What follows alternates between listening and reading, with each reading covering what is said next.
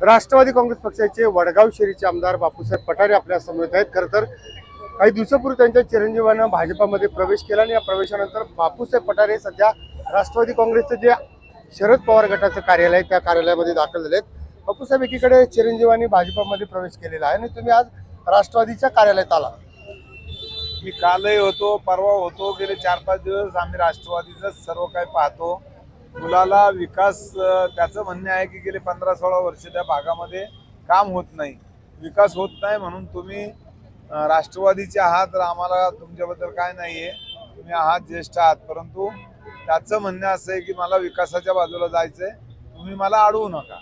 एकीकडे तुम्ही चिरंजीवाचं मत आहे की भाजपाकडे गेल्यानंतर विकास होतो आणि राष्ट्रवादी काँग्रेस पक्ष शरद पवार गटाने तुम्हाला निवडून दिलंय।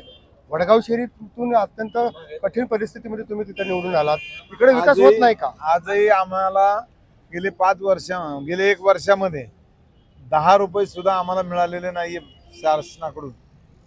फक्त जो 5 कोटीचा निधी असतो आमदारांना तो सोडून 1ही रुपया आम्हाला मिळत नाही। चिरंजीवाचा प्रश्न होता, चिरंजीवाच्या मतानुसार भाजपाकडे विकास होतो, इकडे विकास होत नाही का? पैसे सरकार देत नाही तर विकास कसा होईल?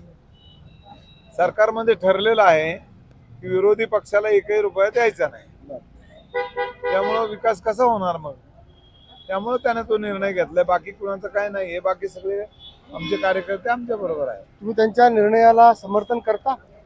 आम्ही समर्थन करत नाही, त्याचा स्वतःचा निर्णय आहे, तो सक्षम आहे, तो म्हणतो माझा मी करतो। समजा राष्ट्रवादी काँग्रेस पक्षाकडून तुमच्या मुलाच्या विरोधात उमेदवारी देण्यात आली तर प्रचार कोणाचा करणार? राष्ट्रवादीचा करणार। आपण पाहिलं की बापूसाहेब पठारे यांनी आता आपली भूमिका जी आहे ती जाहीर केलेली आहे। ज्या पद्धतीनं मुलाच्या विरोधात जरी उमेदवार दिला तरी राष्ट्रवादी काँग्रेस पक्ष शरद पवार गटाचा प्रचार करणार असल्याचं बापूसाहेब पठारे यांनी सांगितलेलं आहे।